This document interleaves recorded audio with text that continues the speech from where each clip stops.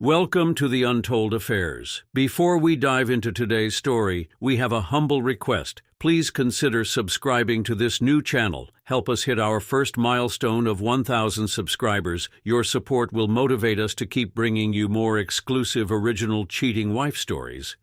And now let's get started with today's story. Adam Miller, a 38-year-old security expert who owned one of San Francisco's most prestigious security agencies, operated in a world where every move was based on caution and every decision was based on strategy. His company provided security solutions to high-profile clients, big businessmen, politicians, and celebrities.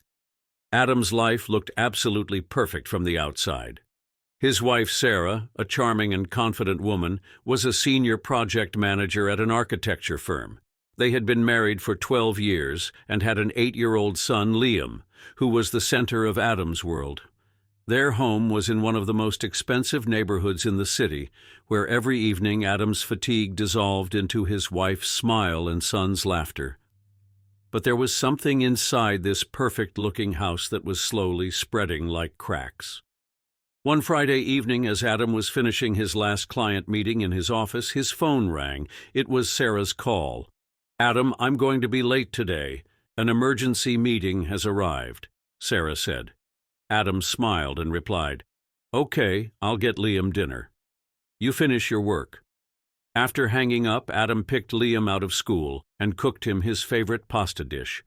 But that night, as Adam sat on the couch looking at a copy of Liam's homework, a message flashed on his wife's phone, accidentally left on the counter.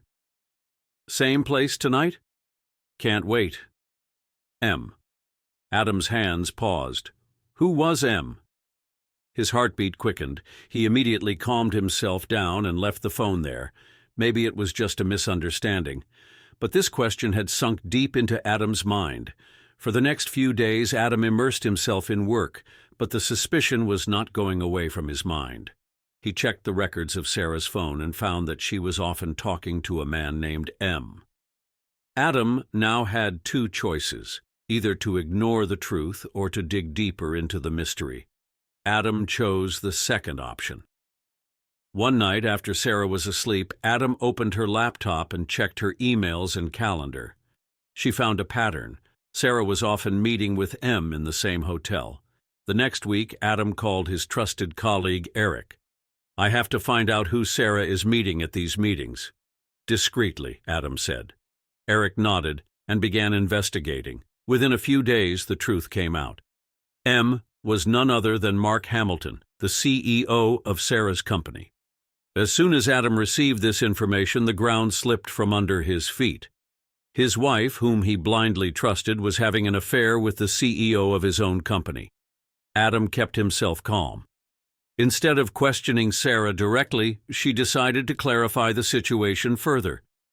He put another tracker in Sarah's car and started following her.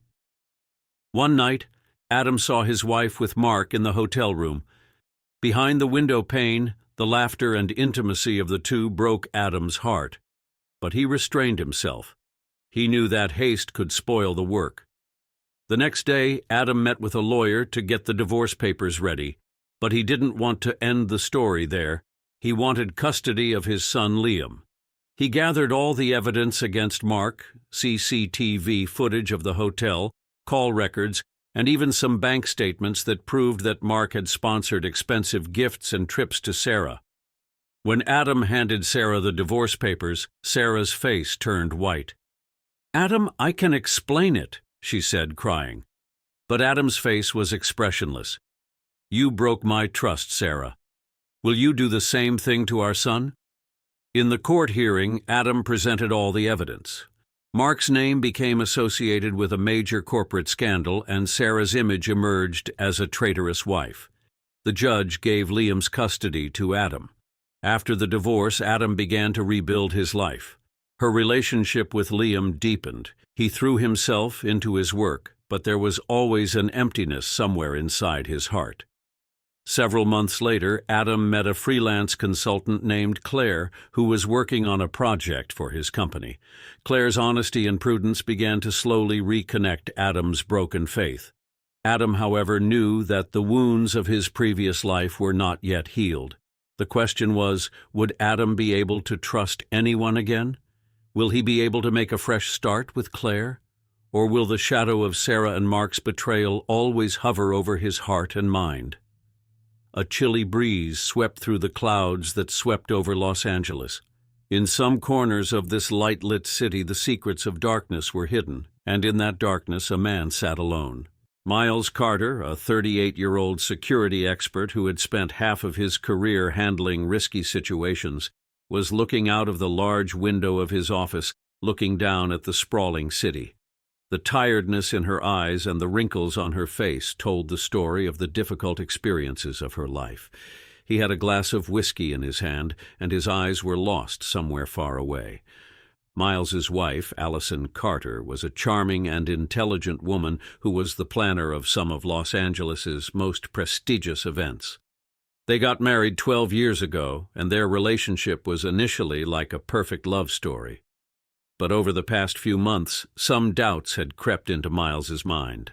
Allison's late-night work, the constant messages and calls on her mobile, and above all, the distance in her eyes. It was all bothering Miles inside. "You're thinking too much, Miles," she tried to explain herself, but the experience had taught her that when something feels wrong, it's often the same truth. Suddenly the office door opened and his most trusted colleague, Nicholas Walker, came in. "Boss, you should see this." He placed a file in front of Miles. Miles opened the file and his eyes scanned some photos. In the photos, Allison was with another man. The man, who looked perfect in a suit, had something in his eyes that made Miles uneasy. "Who is this?"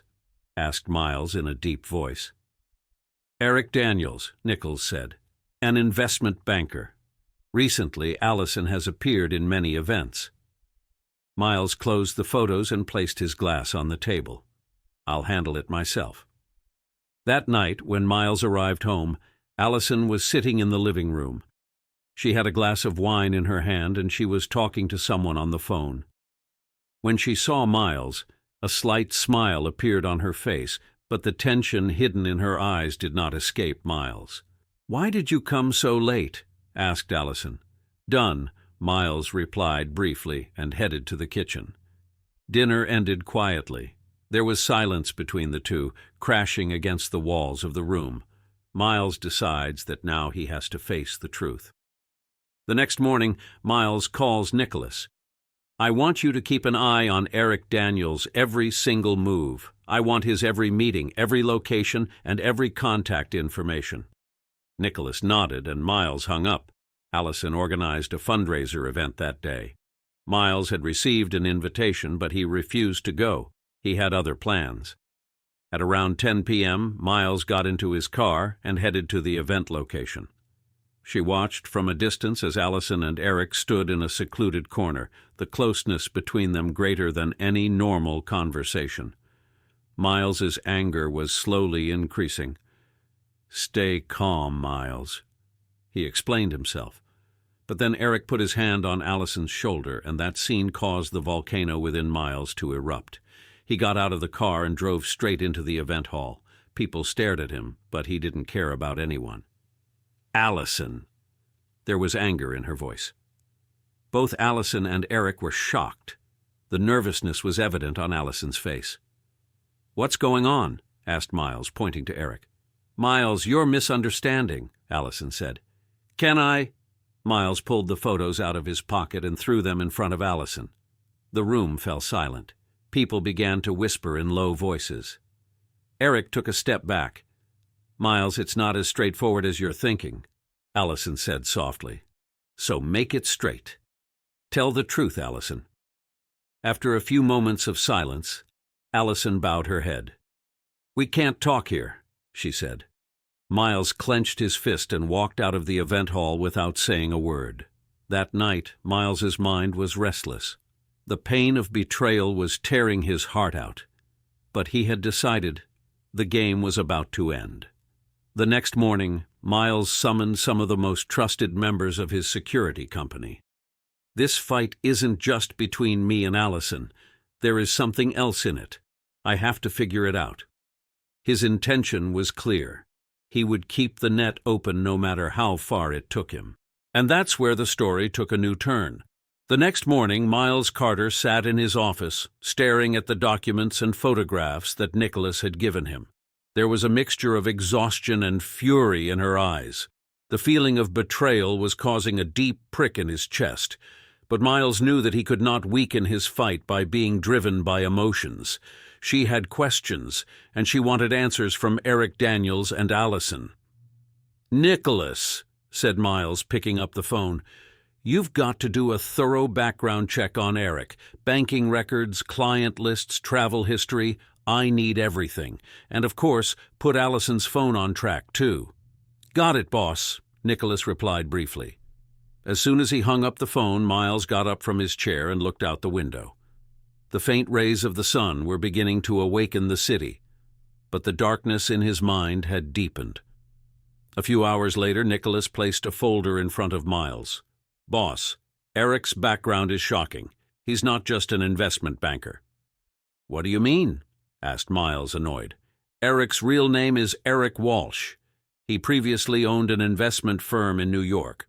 But 5 years ago, the firm was accused of financial fraud and money laundering. He defrauded many investors and made millions of dollars disappear. Since then, he has been using alias, name changed, and keeping a low profile." Miles' eyes lit up with anger. "And Allison? Where does she fit into it?" "We don't know the whole truth yet, but the connection between the two is deep. Allison has traveled to New York several times in the past year, and each time Eric's location was in the same city." Miles closed the file. "I'll have to talk to Eric himself." That night, Miles sent Eric a secret message which read, "Be ready to meet me. I know who you are. You only have one chance to tell the truth." Eric replied briefly, "Golden Lounge, 11 p.m. Come alone." The Golden Lounge, a high-end bar on the outskirts of the city, was where only a handful of people could enter. Miles parked his car and entered. The place was shrouded in darkness, the sound of light jazz music echoing in the background. Eric Daniels was sitting in a corner. Her smile was still full of the same confidence. "Miles Carter," said Eric, picking up his drink. "You found me." "It's time to end the story, Eric," Miles said as he sat down in front of him. "What do you think, Miles? Is it all just an affair between your wife and me?" Eric's laugh was mild but venomous. "It's much bigger than that." "Then tell me. I want the whole truth." Eric placed his glass on the table and took a deep breath. "Your wife, Allison, is the daughter of a very old client of mine. Her father had left me a huge debt, and he told me to recover it at any cost. Allison was part of the game from the start, Miles." Miles's face turned white. "You're lying." "Can I?" Eric pulled a small phone out of his jacket pocket and threw it in front of Miles. There were recordings on the phone, conversations between Allison and Eric. "I've got to do it all, Eric. Miles must never know the truth. If he finds out, it'll all be over." Every word pierced Miles's heart. "Have you ever wondered why your wife works so late at night? Why does she go to New York so often? Because she was working for me, Miles." Miles clenched his fist. His eyes were red. "You have destroyed my family." "No, Miles. Your wife destroyed you. I'm just a pawn in this game." Eric finished his glass and stood up. "But the game isn't over yet. The next step is in your hands." Eric walked away and Miles sat alone. His world was shattered.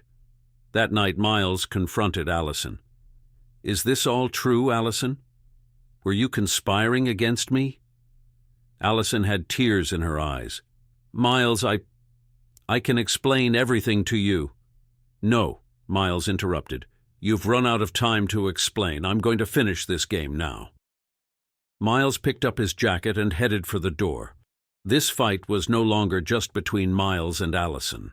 This fight was against the forces that were playing the game from behind the scenes. Miles knew he couldn't turn back now. A new war had begun in the darkness. The next morning, Miles Carter's eyes hardly blinked. Eric's words and Allison's face kept spinning in his mind. The weight of the betrayal was so heavy on his shoulders that he could not even breathe. He knew it wasn't just a personal issue. It was a deep-rooted conspiracy that was hell-bent on destroying not just his family, but his business, his reputation, and perhaps his life. Nicholas was already in the office, flashing a long series of data on his computer screen. Miles opened the door, and Nicholas immediately turned his chair. "Boss, we did an in-depth investigation of Eric's bank records. He's not just a financial criminal. He is part of a larger criminal network. He is laundering black money through many fake companies." "And Allison?" Miles' voice was as cold as ice. "Allison's name has also been found in some documents." "It's like he's not just a pawn," Nichols said. "She was also a co-signer in some transactions." Miles clenched his fist. "It's not just an affair, Nicholas.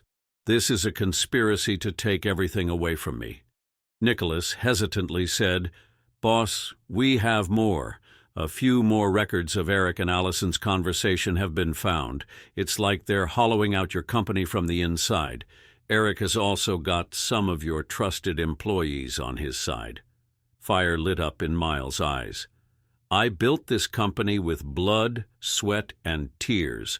I won't let anyone destroy it." Nicholas handed out a file to Miles.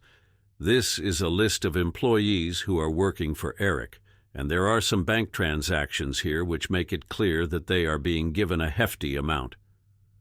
Miles picked up the file and took a deep breath. "Nicholas, we have to gather evidence. Every step has to be taken carefully." "And what to do with Allison?" Miles thought for a moment. "I won't talk to him right now. Not yet. First, I will prepare the ground for my fight." That evening, Miles began reviewing his company's financial documents. He looked closely at every transaction, every sign-off, every agreement. Slowly, a pattern began to emerge. Eric had systematically stalled the company's important projects. A large amount of money was invested in projects that were never to be completed. "Nicholas," Miles said, "we have to thoroughly investigate these projects. Prepare a list of all contractors, all suppliers, and make sure our internal systems are secured. No data should reach Eric." Nicholas nodded. "Boss, I'm going to start working on this." Miles also called his company's security officer, Frank. "Frank, I want you to check every employee, every email, every call log, and if you find any suspicious activity, let me know right away." "I understand, sir," Frank replied briefly. In the dark of night, Miles was sitting alone in his office. Allison's face floated before his eyes. His voice, his smile, everything seemed like a lie now. "You betrayed me, Allison," she said to herself. His phone vibrate. There was an unknown number on the screen.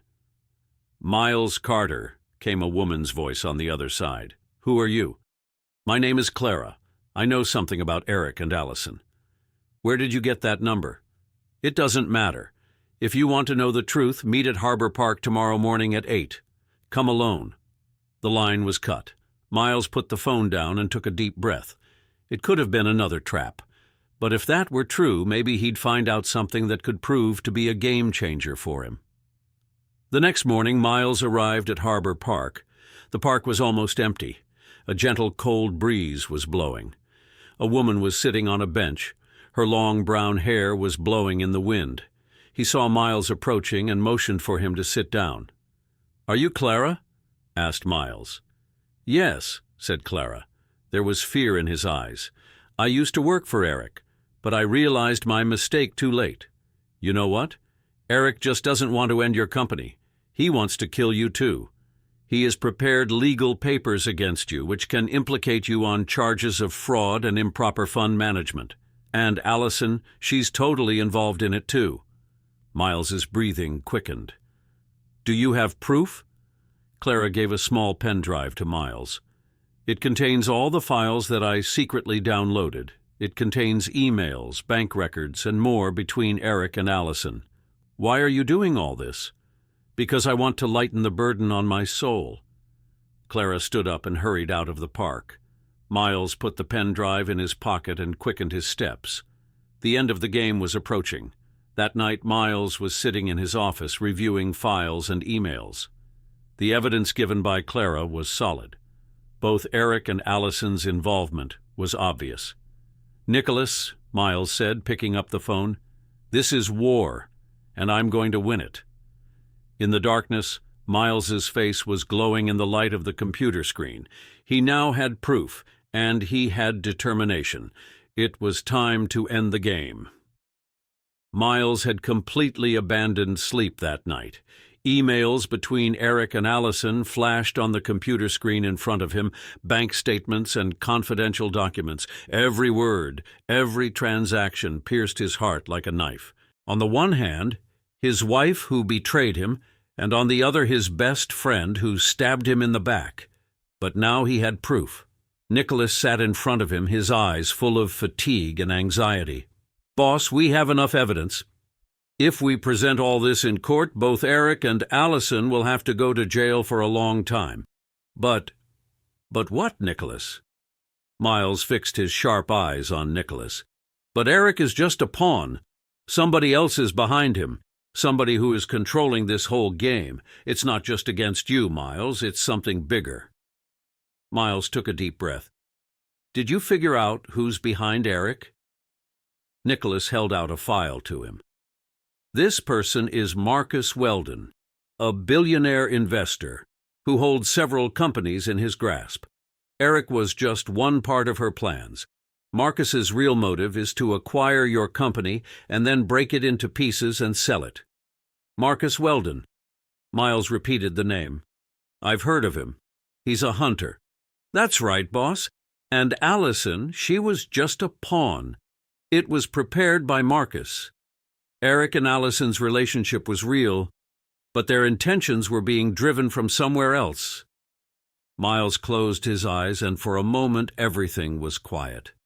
Then he said softly, "Nicholas, we have to fight this battle on two fronts, court on one side and Marcus's network on the other. We have to be mindful of every step." The next day, Miles arrived to meet his attorney, Adam Collins. Adam was an experienced lawyer who handled big-ticket corporate scandals. "Miles, the evidence you have is solid, but we have to tread carefully. People like Marcus Weldon are dangerous. If he has targeted you, it means that he is already prepared." "Can we go to court with this evidence?" asked Miles. "Yes, but we have to do it slowly. We have to get Eric and Allison to the legal clampdown first. Once they break down, we'll get more evidence against Marcus." "And Allison?" Miles' voice was painful. "The evidence against him is very strong, but if he is willing to testify in our favor, we can give him a lesser sentence." Miles clenched his fist. "She's my wife, Adam. I've loved him, but what he has done cannot be forgiven." That same evening, Miles called Allison to meet him face to face. The two met in an old restaurant which once witnessed their first date. Allison was already there. His eyes were tired, but he still had the fake firmness he had maintained over the years. "Did you call me?" he said in a low voice. "What do you think, Allison?" Miles' voice trembled, but there was clarity in it. "You thought I'd never be able to reach the truth?" "Miles, I'm sorry." Tears welled up in her eyes. "Shall I forgive? You tried to destroy my life, my company, my faith, everything. And you say I forgive you. I have made mistakes. But Eric, he framed me. He forced me. Don't lie, Allison. I've read your emails. You knew everything. You did it of your own free will. Miles, now you have a chance, Allison. If you testify for me, you may be relieved. But if you tell another lie, I'll take both you and Eric to hell." Allison took a deep breath. There was fear in his eyes. "Okay, I'll testify." Miles slid his chair back and stood up. "This is your last chance, Allison. If you lose it, I'll never forgive you." Over the next few weeks, Miles, Nicholas, and Adam prepared a strong case. Eric was arrested. Allison promised to testify, but her every move was being monitored. Marcus Weldon was still playing the game from behind the scenes, but Miles knew his moves were now counting. Nicholas put another report in front of Miles. "Boss, Marcus has made another move against your company. He's bought the contractors for your biggest project. If this project stops, your company may go bankrupt." Miles took a deep breath. "Nicholas, we must complete this project. And Marcus Weldon, I have something special for him." In the darkness, Miles's face was glowing in the light of the computer screen. There was no longer fear in his eyes, but a clear plan. It wasn't just a fight, it was a war, and Miles Carter knew how to win him. Miles looked out of his office window at the city's flashing lights. There was a cold resolve on his face with fatigue. Nicholas stood beside him, a bundle of fresh documents in his hands. "The boss, Marcus Weldon, has bought the contractors. The 3 main suppliers are now in his pocket. If we can't pay them on time, our biggest project, the Aurora Skyline, will come to a halt." Miles looked at the papers carefully. "Have you talked to backup suppliers?" "Yes, but the prices are double and deadlines impossible. Marcus has completely taken over the market." Miles put his hand on his chin. "He wants to bring us to our knees. But he's forgotten one thing, Nicholas. I built this company with my blood and sweat. I'm not going to let it fall so easily." Nicholas nodded slightly. "So what's our next step?" "Marcus's greatest weapon is money. He can buy the system, but I'll trap him in my tricks. We have to take a step that he can't even imagine." The next morning, Miles called a confidential meeting with his team. The doors to the boardroom closed, and the curtains were dropped. "Our Aurora Skyline project is not just a building. This is our identity. Marcus thinks he can stop it, but we'll show him that the real strength is in planning and teamwork." "Are you thinking of an alternative plan?" asked Adam in a serious tone. "Yes," Miles put on a map board. "We will divert our focus. Officially, the Aurora Skyline will be pushed forward at a slower pace, but basically, we'll start construction on an alternative site. This will confuse Marcus, and by the time he reaches the truth, we will have finished 60% of the work." "It's risky," Adam said worriedly. "The risky thing is to do nothing. We'll have to dodge Marcus. Nicholas, you'll take care of it. Only 5 people will know about this plan. Me, you, Adam, Finance Chief Clara, and Site Manager David." Nicholas nodded seriously. "I trust you, boss." That same evening, Miles met Allison. This was their second meeting, but this time the atmosphere was far more serious. "You promised you would testify," Miles said. "I will, Miles. But Marcus, he's not just a man. He has the power, and you have no idea how far he can go." "I know, Allison, but you have been given a chance to correct your mistake. If you step back, you'll have everything to lose. And if I testify, what will happen? You will be protected, and perhaps you will get a chance to rebuild yourself." Allison shook her head, holding back tears in her eyes. "Okay, I'll testify." Marcus Weldon sat in his penthouse office, smoking a cigar, watching the city. In front of him, the big screen showed the live project feed of Miles' company. "Miles Carter, you're trying to fight, but you've lost this battle." Marcus's phone rang. He had a colleague on the line. "Sir, Miles' Aurora Skyline project is still active, but something strange is happening. Some of their resources are being diverted to another site." Marcus raised his eyebrows. "The other site? Let me figure everything out, check every shift, every truck, every employee. I want to stay one step ahead." "Yes, sir." Marcus extinguished the cigar.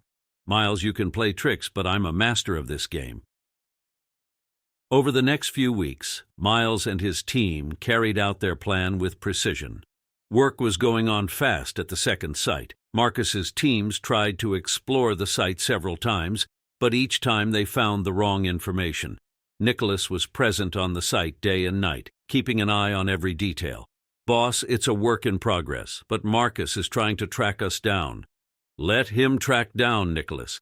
By the time he realizes, we will be far ahead of him. Marcus eventually got a clue to Miles's new site. He reached there with his men, but his face turned white after seeing the scene there. "Here. It's just an empty place here." Miles's voice echoed behind him. "What do you think, Marcus?" "I'll let you get to my real plan," Marcus reflexed. Miles stood in front of him, full of confidence. "It was all a trap, Marcus. You've never seen my real project. Your whole plan revolved around my map." Marcus had anger and disappointment on his face. "It's not over, Miles. This is just the beginning." "No, Marcus, it's the end for you, because now I have evidence against you. Your illegal dealings, your fraud, and every dirty secret in your company." A look of fear appeared on Marcus's face. "Now this battle will be fought in court, and I will make sure that you can never repeat your moves." Marcus's face flushed with anger, but he knew there was truth in Miles' words. Miles took a deep breath. The battle wasn't over, but he won the first game. Miles stopped his car in front of a deserted warehouse. It was raining lightly outside the window, and there was a strange uneasiness with moisture in the air. Nicholas and Adam were already waiting for him inside. Inside the warehouse there was a pile of old wooden boxes and rusty tools in low light. "Why are we here, Miles?" asked Adam, worried. Miles put a folder on the table. "All of this is the first step to dismantling Marcus Weldon's empire." Nicholas opened the folder. Inside were several documents, bank statements, and evidence of transactions of shell companies. "Where did these documents come from?" asked Adam, flipping through the file. "Allison had told us a few things, but the real evidence we got came from David Blount, a former employee of Weldon Enterprises. He was part of Marcus's most secretive plans, but when he was sidelined, he put everything in front of us." Nicholas carefully looked at the documents. "These evidences can eliminate Marcus entirely: money laundering, tax fraud, and manipulation of government contracts. But we have to use them at the right time." Miles nodded. "All right, but it's not all a paper game. Marcus's people are watching our every move, and we have to plan our next step soon." That night, Miles called Clara to a safe location. "You have to understand, Clara, if we make a mistake, our whole company can be ruined." Clara looked into his eyes. "I know, Miles. I've invested my whole life in this company. I'm with you, no matter what." Miles handed over some documents to Clara. "Keep these files in a safe place. If anything happens to me, hand them over directly to the federal authorities." Clara took a deep breath as she handled the documents. "Do you really think it's that dangerous?"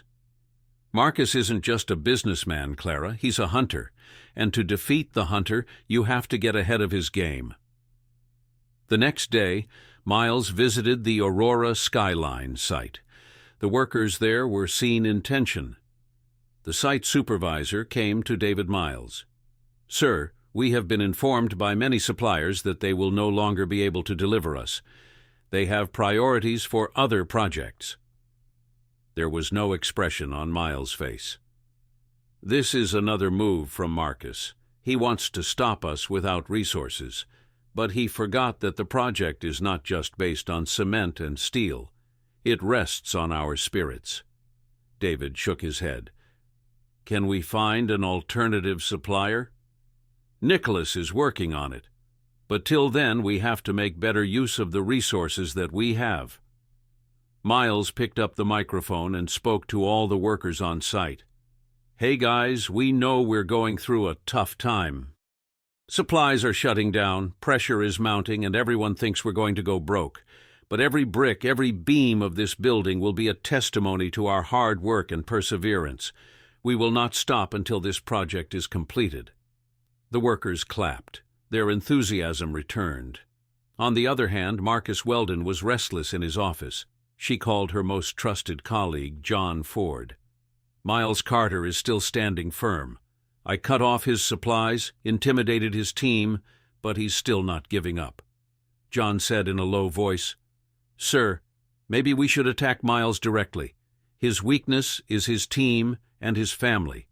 A cold smile appeared on Marcus's face. "Great idea, John. Miles' greatest strength is his greatest weakness. Should we target someone? Nicholas. He is Miles's right-hand man. Remove it, and keep an eye on Adam. If he bends, we'll buy him. Nicholas was driving his car that night when he realized a black SUV was following him. He increased the speed, but the car came closer. Suddenly, a truck came out of the front, and Nicholas's car crashed into a roadside barrier. Nicholas somehow got out of the car, blood flowing from his forehead. The masked man in front pointed a gun at him. "You must leave all this, Nicholas. This fight is not your cup of tea." "If you think you can stop Miles by scaring me," Nicholas said with a pained laugh, "you're making a big mistake." The masked man tried to press the trigger, but suddenly the sound of police sirens echoed. He ran away. Nicholas called Miles as he fell on the side of the road. "Boss, they attacked me. This fight has become even more dangerous now." There was an iron chill in Miles's voice. "You're all right, Nicholas. I won't let you lose. And this fight is no longer just a business battle. It's a war." Nicholas said with a slight laugh, "Then again, boss, let's show them what real power is." Miles hung up the phone and looked out the window. Raindrops were falling on the glass. "Marcus, you've made this fight personal. Now I'm going to beat you at your own game." Miles' fist clenched. The battle had now reached its final stage. Miles took a deep breath as he looked out of his office window. The light of the city was shining lightly on his face, but the storm inside him was not taking the name of stopping. The attack on Nicholas changed everything. It was not just a business battle, but a personal battle.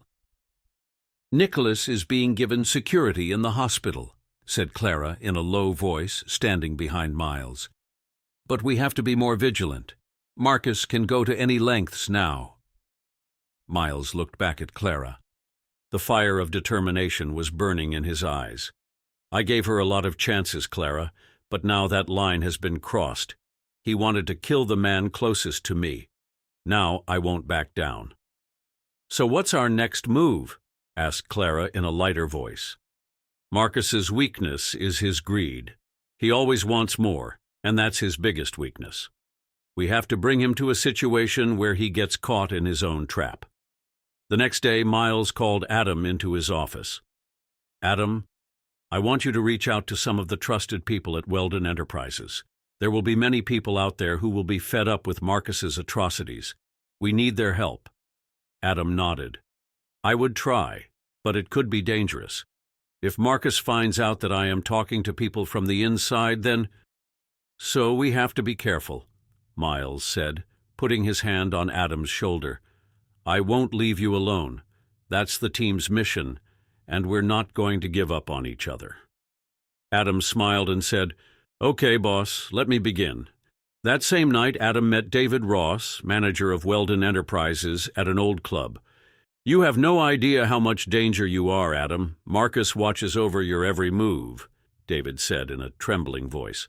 "And how many more days can you save yourself, David?" said Adam in a restrained voice. "You know how dangerous this guy is. How many people's lives has he ruined? If we can stop him, why not try?" David took a deep breath. "All right, I have some documents with me, information about some of Marcus's secret projects and his illegal transactions, but I can't give you these files here. Come to my house tomorrow night. I'll give you everything." Adam nodded in agreement and walked out of the club. But he had no idea that anyone was watching his every move. John Ford was standing in front of Marcus in his office. "Meeting Adam Ross. He's talking to some of our people. I think he's preparing for something big," John said. Marcus said with a deep smile, "Then again, let him go. I want him to gather evidence, and when he's about to hand everything over to Miles, we'll catch them." The next night, Adam arrived at David Ross's house. There was a faint light outside the house, and there was silence. Adam knocked on the door. There was no response. "David?" Adam knocked on the door again. Suddenly the door opened slightly. It was dark inside. Adam stepped slowly. David's body was lying on the floor inside. He had a pen drive in his hand which had traces of blood on it. "Oh, no," Adam whispered. Suddenly, someone pointed a gun at his head from behind. "You're in the wrong place, buddy." Adam slowly raised both hands. "Listen, I just came to pick up the files. Don't drag me into this. It's too late." But then a loud voice came from outside the window. A bullet knocked the gun out of the attacker's hand. "Crouch down, Adam!" Miles was firing from near the window. He quickly pulled Adam out. "Quick, get in the car!" shouted Miles. Adam and Miles jumped into the car and quickly drove away. Bullets continued to fire from behind, but they disappeared into the darkness. A few hours later, Miles and Adam arrived at a safe place. Adam handed the pen drive to Miles. "That's all, Miles. David saved this file by giving his life. We have to end it." Miles looked at the pen drive. "This may be the key to our victory, but Marcus has become even more dangerous now. We have to be more careful than ever." Adam took a deep breath. "So, what are you going to do now?" "Now," said Miles in a serious tone, "we'll take the fight to his doorstep. We will beat Marcus every step of the way." Raindrops were falling on the window. The darkness outside and the silence inside signaled an approaching storm. Miles knew that the battle had reached its final stages. There was a deep silence in Miles's office. Adam was sitting in front of him. Worry and fatigue were evident in his eyes. "What's in it can bring us victory or finish us off," Miles said, staring at the pen drive on the desk. "We don't have much time, Miles," Adam said in a low voice. "Marcus has found out that we have come close to him. He won't take long to take the next step." Miles clenched his fist. "We have to take advantage of his weakness. He considers himself the strongest, but his biggest weakness is his ego." "Can't we hand this file directly to the police or the media?" he asked. "No," Miles said in a cold voice. "If we did that, he would use his power and money to destroy every piece of evidence. We don't have to play this game according to its rules. We have to kill him where he gets hurt the most, among his trusted ones." Marcus was sitting in his luxurious office. There were some special people of his team standing in front. "The trick that Miles has made is interesting," Marcus said, giving a light tap on the desk with his fingers. "But he's forgetting that I'm always one step ahead. If he thinks he can beat me, he's making a mistake." Her right-hand man, John Ford, stepped forward. "We've tracked down a few people from Miles. They are trying to infiltrate our internal network. Should we eliminate them?" Marcus shook his head and said, "No. Let them do their job. I know Miles will come straight to me this time. I want us to have his reception ready when he comes." On the other hand, Miles had called a meeting with his team at a safe place. Clara, Adam, and some trusted people were there. "Marcus is on alert all the time. We have to do something he doesn't expect," Miles said, showing a map. "This is a map of an underground storage of the Weldon Enterprise. Here are the illegal transactions of Marcus and some secret files. We have to get there," Adam said suspiciously. "That place will be as safe as a fortress. Will we be able to do it?" "We have to," Miles said coldly. "This is our last chance." The next night, Miles, Adam, and Clara sneak into the Weldon Enterprise's storage through a secret tunnel. The tunnel was dark and narrow. The sound of dripping water and the movement of rats in the distance made the atmosphere frightening. "We'll go straight to the storage room from here, but we have to be careful. Any mistake can cost us lives," Miles said in a whisper. Adam went on to say, "If we get the files, we can end Marcus's empire forever." They slowly made their way to the storage room. Miles opened the door gently. Many files and computer systems were kept inside. "Hurry up," said Clara. "We have to gather everything." But then a shadow fell on the door. "Do you think you're going to get this far?" a cold voice echoed. Marcus was standing at the door with some of his guards with him. "You thought you would be able to get to this place and I wouldn't stop you," said Marcus, laughing. Miles gently beckoned to Clara and Adam behind him. "You think you're going to win by catching us here? You have no idea how far we've thought." Marcus picked up the pistol and pointed it at Miles. "This game is over now, Miles." But just then Clara threw a smoke bomb and smoke spread all around. "Run!" shouted Miles. The smoke was so thick that nothing could be seen. Miles, Clara, and Adam quickly ran toward another secret door. "Here!" said Adam, pushing the door. They somehow managed to get out. Gunshots and screams could be heard from behind. A few hours later, Miles and his team arrived at a safe haven. He had all the secret documents of Marcus in his hand. "That's all," Clara said in a tired tone. "Every transaction, every secret project, everything." "It's not just documents, it's the end of Marcus's empire," Miles said, picking up the pen drive. "Now we have to get it into the right hands." "What's next?" asked Adam. "Now," said Miles, taking a deep breath, "we'll end this game. Marcus will be punished for his mistakes." There was chaos in Marcus's office. His men were running, the phones were ringing non-stop. "How did Miles do it?" said Marcus, shouting angrily. His empire was collapsing. Police cars were parked outside his properties. His illegal activities were exposed on news channels. Marcus picked up his gun and looked out the window, saying, "It's not over, Miles. It's not over." But perhaps the game was literally over for him. Adam took a deep breath and inhaled the cold air into his lungs. Before him was the infinite expanse of the sea, the waves crashing against the shore and calming down as if comforting him. His eyes were ruddy, and his hands trembled slightly. He had been standing in this place for hours, wondering what to do next. The phone in his pocket vibrated several times, but he didn't even notice. Perhaps he knew there was nothing else in those messages, just more threats and reminders that he had fallen into a trap. His mind was still repeating the events of the past few hours. Olivia's face turned before her eyes. Her smile, once a symbol of love and trust, now seemed a false mask. Adam had realized how much he had lost: his home, his honor, his peace. But the biggest loss was her own daughter, Ellie. He took a small photo out of his jacket pocket.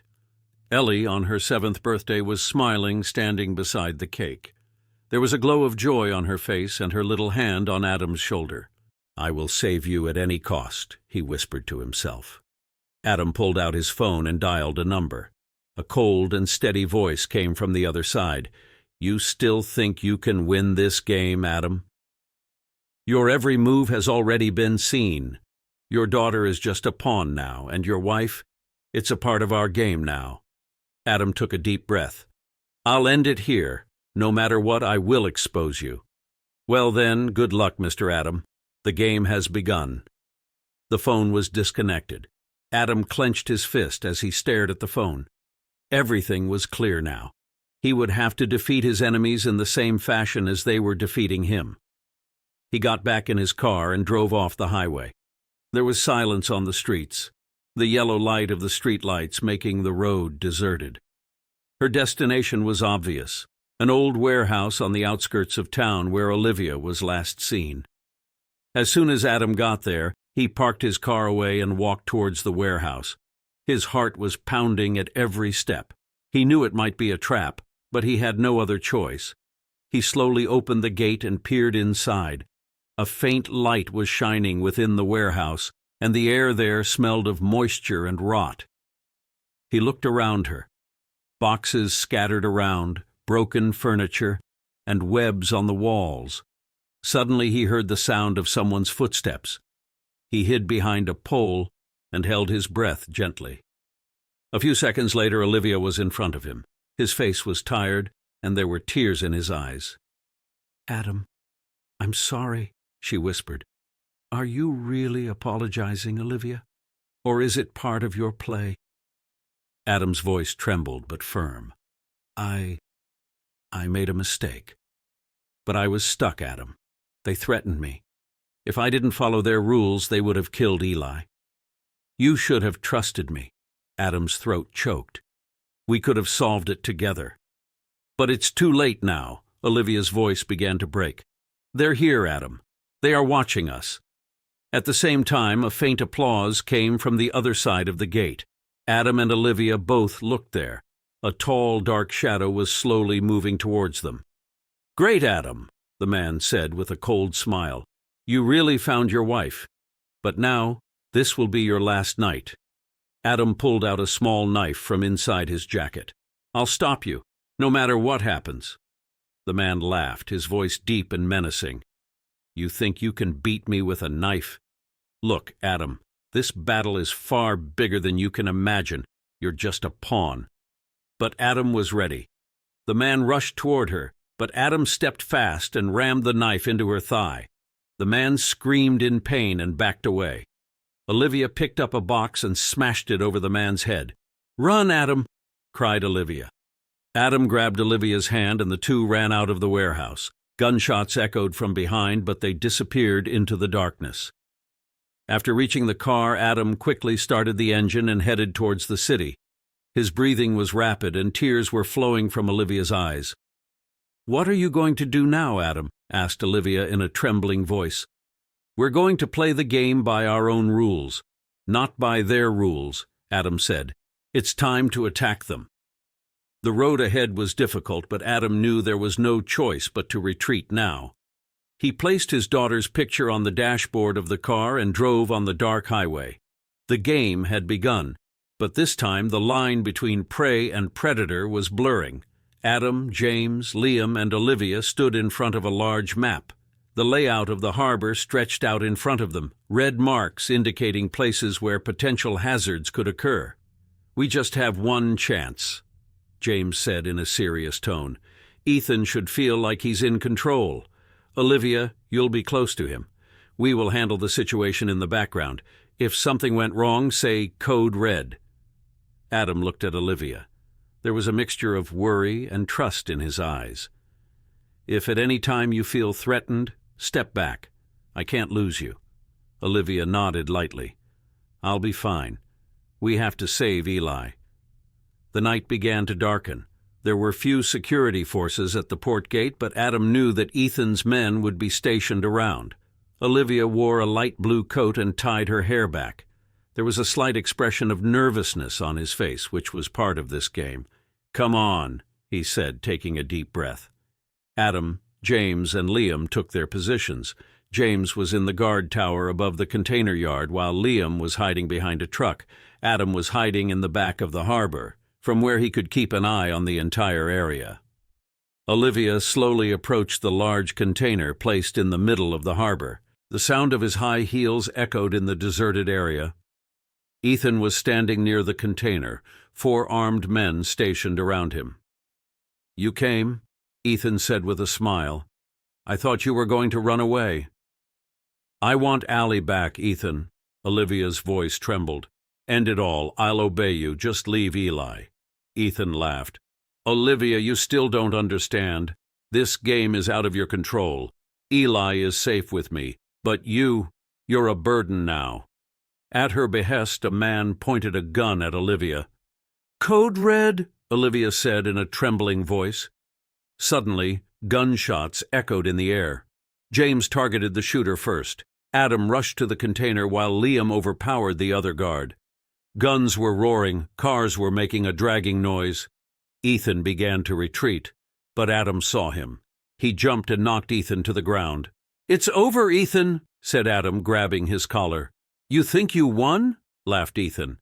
You think Eli is safe? You're so naive, Adam. This network is much bigger than me. Shut up, said Adam angrily as he pulled the phone out of his jacket pocket. The last message on the phone was flashing. Plan B activated. Location, Warehouse 9. James and Liam came closer. We've got to go to Warehouse 9 right now, said James. Adam picked him up, jerking Ethan's arm. You'll go with us, and if anything happens to Eli, I won't leave you. Over the next 10 minutes, they were standing outside Warehouse 9. There was a faint light inside, and a shadow seemed to be stirring. Adam's heart was pounding. "Come on," he said, taking a deep breath. They slowly entered. Inside sat Eli in a small cage, tears in her eyes. "Papa!" she cried. Adam's eyes filled with tears of anger and relief. He ran quickly to open the door of the cage and took Eli in his arms. "It's all right, son. I am here." "But," Ethan's voice echoed, "it's not over." James pointed his gun at her.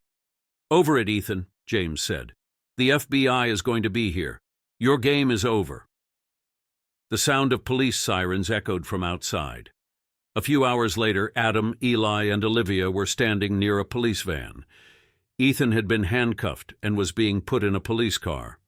"What will happen now?" asked Olivia in a low voice. "Now we'll start again," Adam said, "but this time with a stronger foundation." Eli held his father's hand tightly. The darkness of the night was beginning to dissipate. A faint golden line of sun shone on the horizon. It was a sign of a new beginning, but Adam knew that the story did not end there. Some of the shadows were still hidden. Some questions were yet to be answered. The cold night breeze was blowing over the ruins of the harbor. The first rays of the sun were slowly emerging on the horizon. Police cars and emergency services were scattered around the warehouse. Adam was holding his daughter Eli in his arms, gazing at the horizon with tired but satisfied eyes. Olivia stood beside them, a mixture of relief and remorse on her face. "It's over, Adam," Olivia said in a low voice. Adam looked at her with a slight smile. "No, Olivia, it's not over. It's just the end of a chapter." In front of them, Ethan was being seated in a police van. There was defeat and irritation in his eyes. He had given up, but his smile was still mysterious. "Adam!" came James running from behind, a file in his hand. "We've got something." Adam opened the file. Inside was a bundle of documents, including international bank transfers, arms dealings, and a list of names. "This network is much bigger than Ethan," Adam said in a whisper. "This was just the beginning." "Shall we give it up?" said Liam in a serious tone. Adam looked at Eli, then at Olivia. He took a deep breath and said, "No. But now we have to move smarter.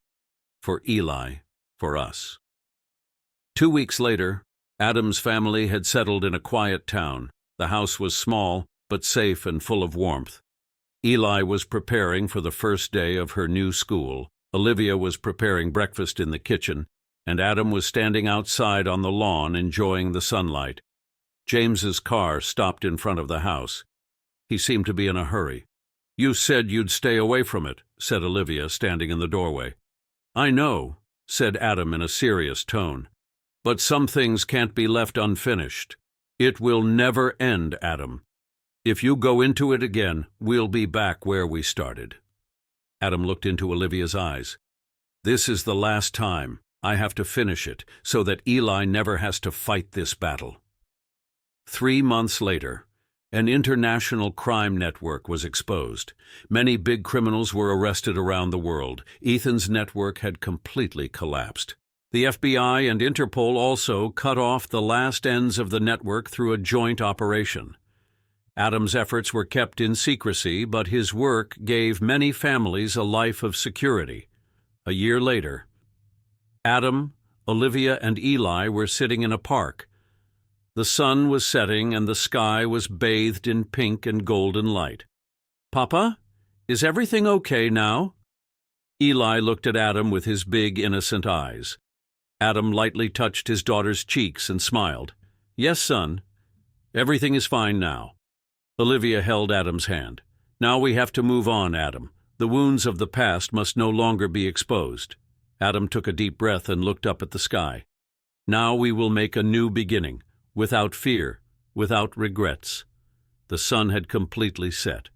There was silence all around in the park, but there was peace in Adam's heart now. She had weathered the biggest storm, fought the hardest battle, and finally she had secured her family.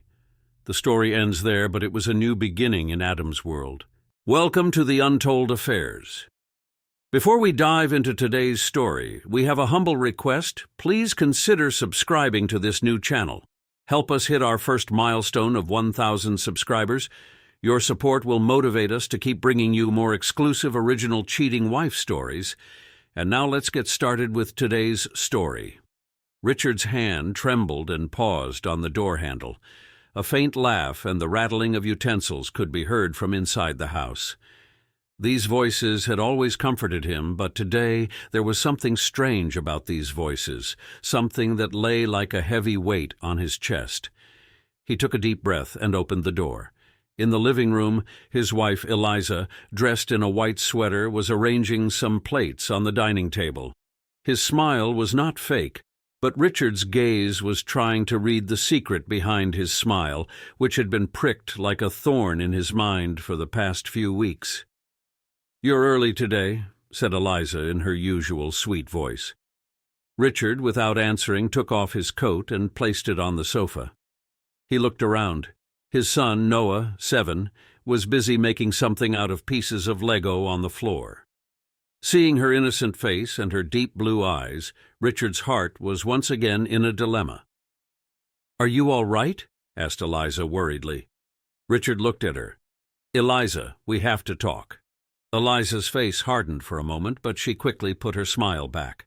"The food will be cold, Richard. Sit down. Eat first." "No," Richard said firmly. "Now."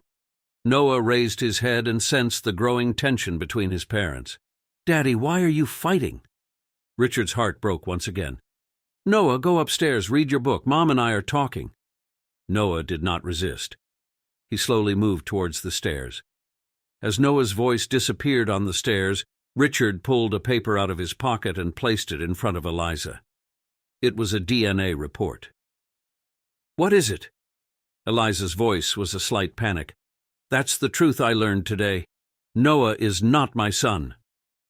There was silence in the room. The ticking of the clock and the sound of vehicles coming from outside made the silence even heavier. Eliza's face turned white. "Richard, I can explain it." "Explain, Eliza, explain, because I want to understand why you did it. I loved you from the bottom of my heart. I gave you my whole life. And what did you give me? A lie. A deception." Eliza's eyes filled with tears, but Richard did not see the truth in them. "That was just a mistake, Richard. I was weak at that time. You were often busy with work. I was alone." "Alone?" Richard's voice trembled. "And the result of this loneliness is that Noah is not my son? And you lied to me for so many years?" Eliza sat down on the floor, her hands trembling. "I never wanted you to know the truth. I love you, Richard." "Love?" said Richard bitterly. "Love does not rest on deception, Eliza. Love rests on trust, and you broke that trust." There was silence in the room again. "Noah won't know, Richard, I promise. We can raise it like never before." "And what shall I do, Eliza? Every time I see Noah, do I think that he is not my son? Should I pretend that everything is fine?" "Yes," cried Eliza, "because if you don't, Noah's life will be ruined. And I'll leave you. I will go to court. I will file a case against you." Richard's face turned like a stone. "What did you say?" "Yes, Richard, you heard. I will file a case against you, and Noah will be with me. And yes, you have to pay a living allowance every month. I'm going to destroy you completely." Richard's legs wobbled. He had never imagined that Eliza, the woman he loved so much, could be so cruel. "You have no pity for me, Eliza."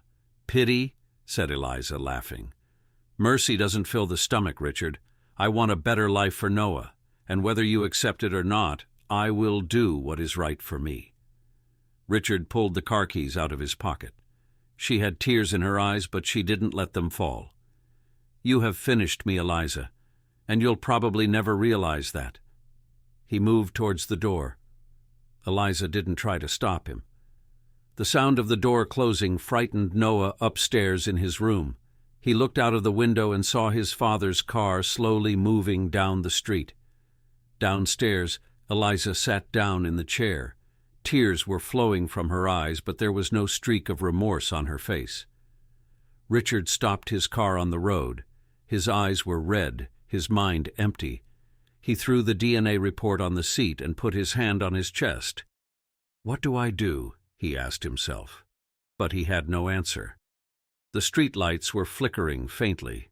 The moon was half covered in the sky, and Richard's world was shrouded in complete darkness. Richard's car was moving slowly on a deserted road.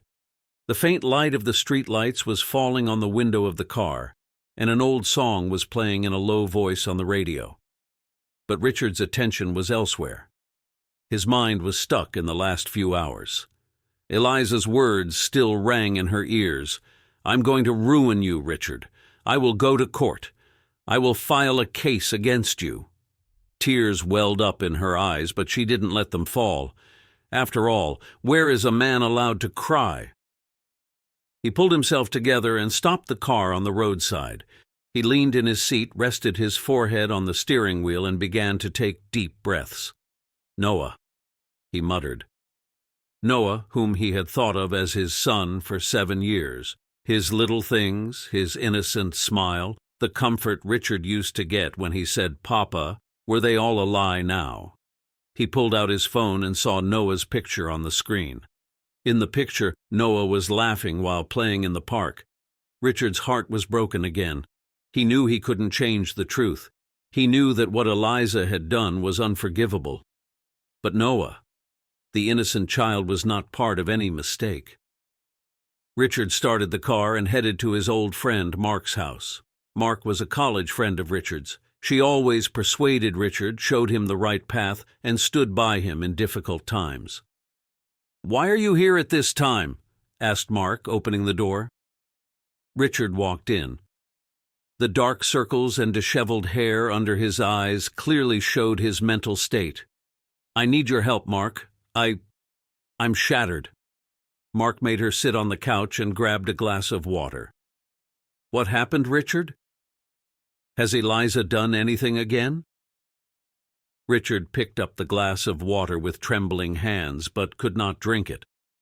"Noah is not my son, Mark. I did a DNA test. The report says I am not his father." There was silence in the room. Mark slowly pulled up the chair and sat down in front of Richard. "Oh my God, Richard, how can this be?" "I don't know, Mark, but Eliza has betrayed me. And now she is threatening to go against me in court. She wants to extort money from me." Mark took a deep breath. "You need to talk to a good lawyer. This matter is now out of your hands." "Mark, I'm tired. I don't want to fight anymore. I don't want to lose Noah." "But Richard, this is your fight. If you give up now, Noah will fall into Elijah's trap forever." Richard nodded slowly. "Should Noah know the truth, Mark?" Mark thought for a while. "He's too small, Richard. But one day he will have to face the truth. And when that day comes, he will need you." Richard took a deep breath. "I want to save Noah, Mark, but I feel myself broken." Mark put his hand on her shoulder. "You're strong, Richard. You have to fight this battle for Noah. And I'm with you." The next morning, Richard was sitting in the office of Lauren Carter, a well-known lawyer. Lauren was a tough but honest lawyer who fought many cases in which emotions and law collide. "You have to explain everything clearly, Mr. Richard," Lauren said, "every little detail." Richard told his full story: Eliza's deception, the DNA report, Noah's truth, and Eliza's threat to go to court. "This case will not be easy, Mr. Richard, but you have a strong foundation. You have to fight for custody of Noah." "But what will Eliza say in court?" "She will say, 'You are not Noah's real father.' But the court also looks at emotional bonds. A 7-year relationship is no small thing. You are Noah's legal guardian, and the court will not ignore it." Richard took a deep breath. "I will fight, Lauren, for Noah." That's all I wanted to hear. On the way home, Richard picked up Noah from school. "Dad, you came to get me," said Noah happily. Yes, son, I'm here to pick you up today myself. Come on, let's go to the park. In the park, the two talked for a long time, played, and ate ice cream. Dad, why do you look sad? Asked Noah innocently. Richard looked at her. His tiny hands gripped Richard's fingers tightly. Nothing, son. I want to see you happy, that's all. I'm happy, Dad. Because you're with me. Tears welled up in Richard's eyes, but he hid them with a smile. He was determined to rescue Noah from Elijah's clutches. He will keep his son safe at all times. Richard put Noah to sleep in his room. The faint light of the moon was coming in through the window, and there was a peace on Noah's innocent face which brought a little relief to Richard's broken heart. He kissed Noah's forehead lightly and left the room. As soon as he reached the living room, his attention was drawn to some papers lying on the dining table. Eliza had left a note there. "You can't fight me in court, Richard. My lawyer will ruin you, make your life easier, and compromise." Richard's anger was at its peak, but he kept himself calm. He twisted the note and threw it in the dustbin and called his lawyer, Lauren. "Hello, Lauren." "Richard, I've been waiting for your call. Are you all right?" "Okay. I'm not fine, but I'm strong. Eliza is threatening me." He left a note. "All right, I'll include it in the case. But Richard, you have to be ready. Eliza's lawyers will attack you in every way. They will question your mental health, your decisions, your love, everything." Richard took a deep breath. "I'm ready, Lauren. I'd do anything for Noah." The atmosphere in the courtroom was serious. Lawyers of both sides were ready with their documents. Richard was holding himself in a black suit, but the lines of tension were clearly visible on his face. Eliza, on the other hand, was full of confidence. His lawyer was well prepared. The hearing began after the judge arrived. "Mr. Richard, do you know that Noah is not your biological son?" Richard took a deep breath and said, "Yes, I know." "So why are you in this fight? It is clear that Noah is not your son." Richard looked straight at the judge. "One doesn't become a father by giving birth. One becomes a father with love and responsibility. I have seen Noah from his first breath. I've seen him take his first steps. I have wiped away every tear of hers. I am his father, and I won't leave him alone at any cost." There was silence in the room for a moment. Eliza rolled her eyes and gestured to her lawyer. "But Mr. Richard, do you admit that you spied on your wife, had her DNA tested, and declared her unfaithful?" "Yes, I did. Because I wanted to know what the truth was, and the truth is that I was deceived. But that didn't make any difference to my love for Noah." Eliza stood up suddenly. "It's all a lie. Richard has always been mentally unstable. He has frequent seizures. He is a threat to Noah." The judge ordered Eliza to remain calm. Lauren stood up. "Your Honor, we have no medical records that prove Richard is mentally unstable. Indeed, we have dozens of witnesses who will prove that Richard is a responsible and loving father." The hearing went on for a few hours. Every word, every fact pierced my heart like an arrow. All the false accusations that Eliza had made against Richard, Lauren dismissed them one by one. Eventually the hearing ended, and the judge reserved the verdict. Richard walked out of the courtroom. Lauren patted him on the shoulder. "You did well, Richard. The judge has seen your truth." Richard nodded. "Am I going to win, Lauren?" "I believe it, Richard. But we have to be prepared." A few days later, the day of the judgment arrived. Everyone was present in the courtroom. The judge opened his file and began to read the verdict. "This court has decided, taking into account the testimony of the witnesses, the evidence presented, and the arguments of both sides, that the custody of Noah is granted to Mr. Richard." There was a stir in the room. Tears welled up in Richard's eyes. Eliza hid her face as she fell into the chair. "This court also holds that Mr. Richard has raised Noah as a responsible father, while Mrs. Eliza mentally tortured her husband and betrayed him emotionally." Lauren smiled and took Richard's hand. "You won, Richard. Richard took a deep breath and wiped the tears from his eyes. As soon as he came out, Noah came running towards Richard. "Dad!" Richard lifted Noah into his arms. "Always, son. I will always be with you." Eliza was standing alone in the parking lot. His face was defeated, and there was not a trace of remorse in his eyes. Richard looked at her, but without saying a word moved towards his car. That day, Richard understood that sometimes love goes deeper than blood relations. Noah was not his son, but no DNA report, no court decision, and no deception could erase the place he had for Noah in his heart. Richard put Noah in the back seat of the car and smiled lightly as he fastened his seatbelt. Noah looked into his eyes as if he were trying to understand how his father is so calm, but Richard knew that this peace was temporary. The storm within him had not yet subsided. Richard's mind was racing towards Eliza as he drove. He wondered how a human being could be so ruthless and cunning. He not only deceived Richard, but also tried to humiliate him in court by questioning his mental health. Arriving home, Richard fed Noah and left him in his room to sleep. Today, Noah had gone to bed early. Perhaps the stress of the court hearing had made him tired too. Richard sat alone in the living room, a glass of wine in one hand and court documents written by Eliza in the other. He looked at those pages carefully, that lie, that accusation, and that cruelty. Suddenly the doorbell rang. Richard looked shocked. Who could it be at this time of night? He opened the door, and Lauren was standing in front of him. "Richard, can I come in?" Yes, come in." Richard opened the door and let Lauren in. There was a seriousness on Lauren's face. "Richard, I need to talk to you about something. The case is over, but the story isn't over yet." Richard nodded. "I understand, Lauren. Eliza won't give up so easily." "Absolutely. I have come to know that he plans to appeal the court's decision, and this time she will come more aggressive against you." Richard took a deep breath. "Lauren, I'm tired, but I will fight.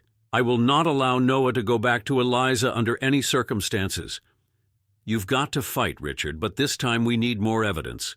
We have to prove that Eliza is mentally unstable and can create a dangerous environment for Noah." Richard noticed Lauren's point.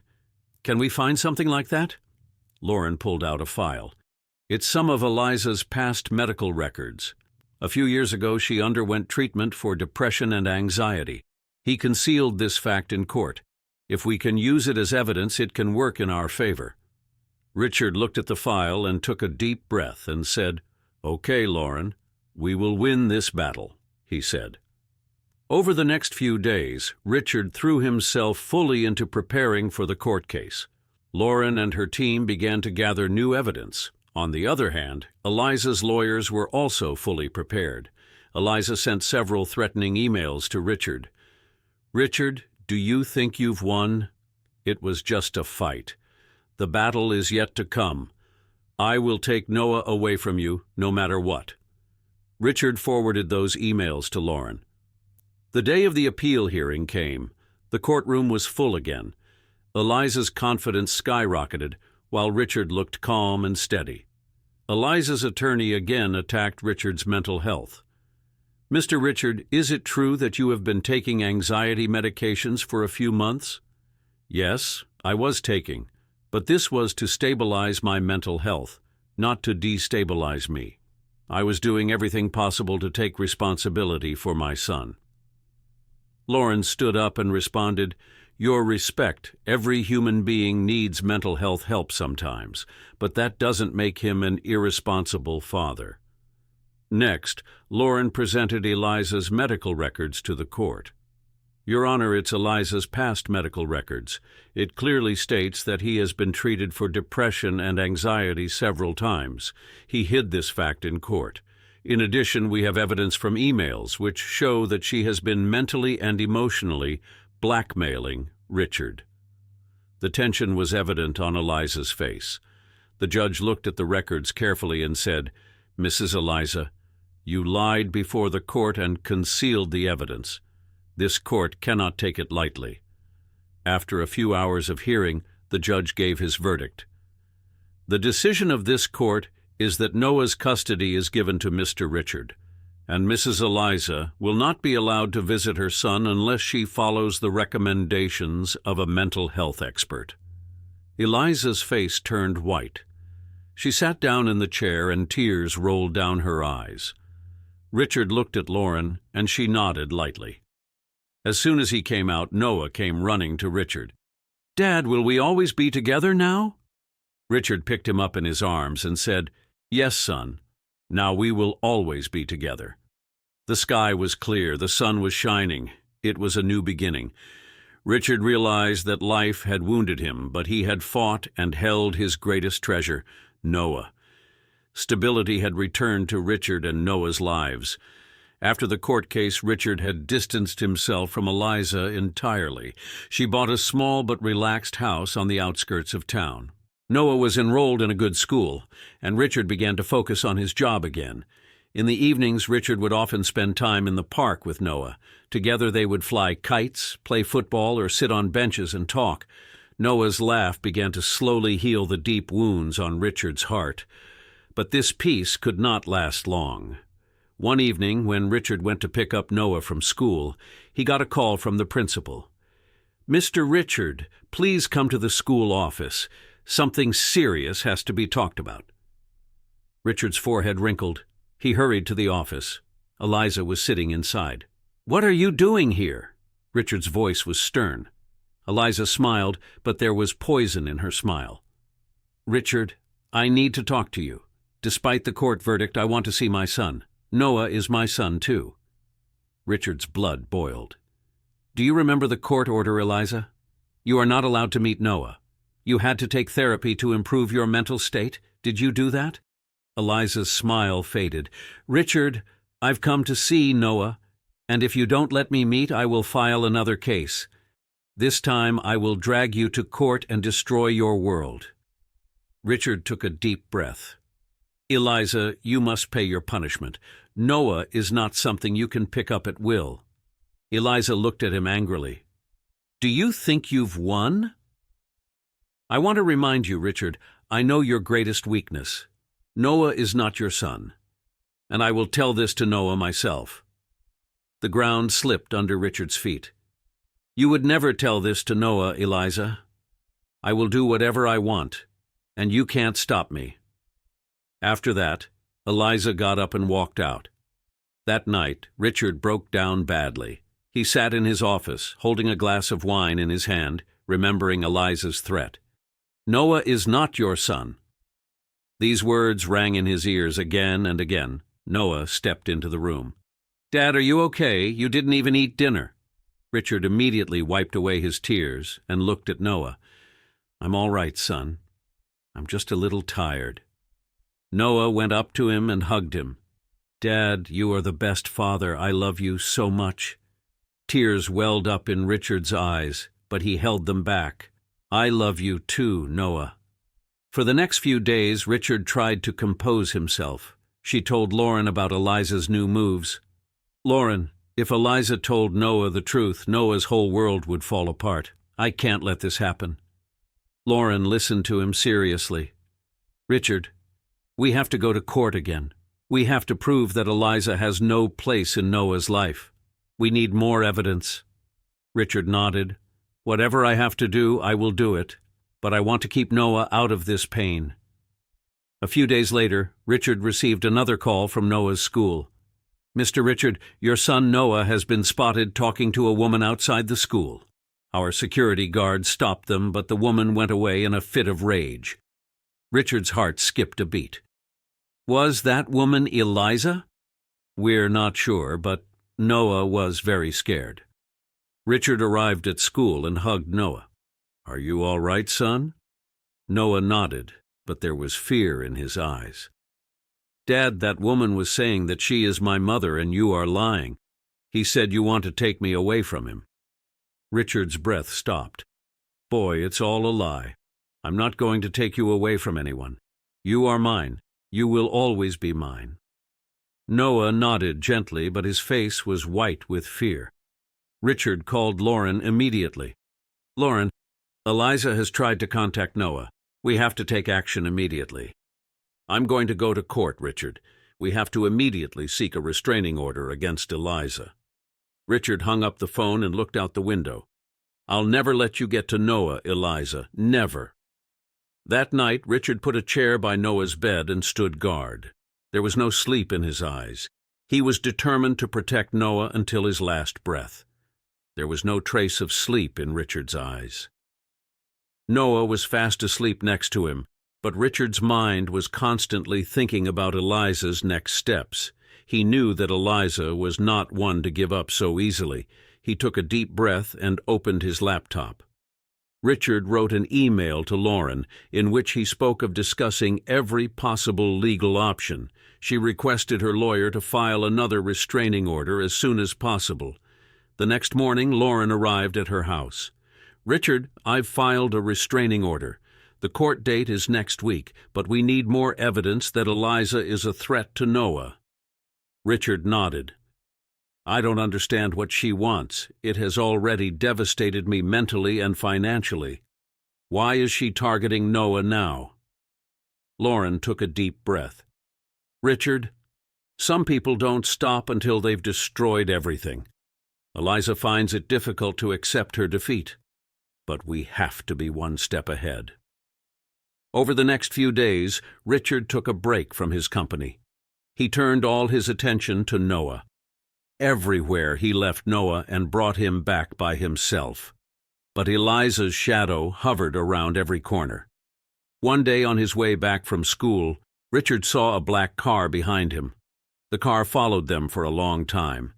Richard snapped pictures of the car with his phone and sent it to Lauren. This is Eliza's car. She's tracking us. Lauren immediately informed the police. The next day, the police told Richard that they had found no concrete evidence, but that they would be vigilant. Richard's trust in the police began to wane. If the police can't do anything, I have to do it myself. Richard hired a private investigator. This investigator, named John, was experienced and trustworthy. Mr. Richard, I'll keep an eye on Eliza. Give me some time. If she's planning to harm Noah, I'll know. Richard nodded. A few days later, John called Richard for a meeting. Mr. Richard, I've found something that will blow your mind. Richard and Lauren both arrived at John's office. Eliza just doesn't want Noah back. She wants to completely ruin you. John held out a folder to Richard. It's bank statements. Eliza has several foreign bank accounts. He has extorted money from clients of your company and blackmailed them. And besides, he has forged documents in your name. Richard's head began to spin. I mean, she's hell-bent on destroying not just Noah, but my whole life. Yes. And the most dangerous thing is that she is making Noah a part of this story. If we can't stop it, she can file a case against you and ask for Noah's custody. Lauren took over immediately. Richard, we have to present this evidence to the court. We have to be careful at every step. The next day, Richard received another call from the school. Mr. Richard, your son Noah was tried by a strange woman outside the school. Thankfully, our security guards stopped him from entering. Richard's blood boiled. It was Eliza, wasn't it? We're not sure, but we have security camera footage. Richard rushed to school. He saw the footage. It was clearly visible on the screen that Eliza was calling out to Noah outside the school. Noah had backed off in fear, but the guards had arrived in time. Enough is enough. I can't bear it any longer. Richard and Lauren filed an emergency petition in court. Eliza stood in the courtroom with the same old smile. Judge, I just want to see my son. Is it a crime? Lauren stood up. Judge, we have all the evidence that Eliza is a dangerous person. He is trying to harm Noah. We have bank statements, security footage, and private investigators' reports. The judge looked at the files seriously. Mrs. Eliza, the evidence presented against you is serious. You will not be allowed to meet Noah, and if you commit any other act, a criminal case will be filed against you. Eliza's face turned white. Coming out of the court, Eliza stared at Richard and said, You have taken my son from me, Richard. But it's not over. I will be back, and when I return, Everything will be destroyed. Richard looked her in the eye and said, "You can never win, Eliza, because I can go to any extent to protect Noah." That night, Richard went into Noah's room and saw him. Noah was sleeping soundly. "I'll protect you, Noah, no matter what extent I have to go for it." Faith and courage were reflected in Richard's eyes. He knew that this battle was not over yet, but he was willing to fight to the end for his son. The nights were longer for Richard. Eliza's last words were still ringing in her ears. "I will return, and then everything will fall apart." Attached to that warning was an unspoken danger, which would not let Richard sit still. As he walked into Noah's room, he saw his son. He was fast asleep, his innocence reflected on his face. Richard patted her lightly on the head and took a deep breath. He promised himself that he would keep Noah safe at any cost. The next day I got a call from Lauren. "Richard, I think we'll have to investigate a little bit more deeply. Eliza still has a few leaves left and she won't be too late to use them." "What do you mean?" "Eliza has met with a number of new lawyers over the past few months. These lawyers are very clever and are notorious for their strategies. If she comes to court again, we should have a concrete answer for everything." Richard clenched his fist. "Do what you have to do, Lauren. I'm not going to lose this battle." That same evening, Richard arranged a meeting with his attorneys and private investigator, John. "We have to cover every possible angle," John said.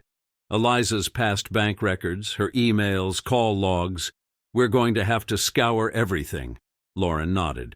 "And we have to prepare Noah as well. If Eliza tries to make him witness in court, we have to make sure that Noah feels safe and can tell the truth." Richard took a deep breath. "I don't want to drag Noah into this mess anymore, but if it's necessary, I'll prepare it." The next few weeks were spent in non-stop checking and preparation. Richard and Lauren gathered every possible piece of evidence. Private investigator John kept a constant watch on Eliza's activities. Then one day, John made Richard an important call. "Richard, I think we've caught something bigger. Eliza has recently transferred a large amount of money to an unknown account, and this account is in the name of a suspicious person who is already implicated in many cases." "Do you mean to say she's hiring someone?" "Yes, I think she is planning to do something that can be a big threat to you." Richard's face hardened. "Do what you have to do. I can't wait any longer." The next morning, Richard and Lauren arrived at the court. Eliza was already there. He had the same familiar smile on his face, cunning, confident, and dangerous. The judge began the proceedings. "Mrs. Eliza, there are serious charges against you. Attempts to endanger Noah, forged documents, and suspicious financial transactions." Eliza said with a deep smile, "Judge, this is all a conspiracy. Richard is trying to discredit me because he knows that I am Noah's real mother and that I am the best fit for him." Lauren stood up. "Judge, we have every evidence that proves that Mrs. Eliza is a threat to Noah.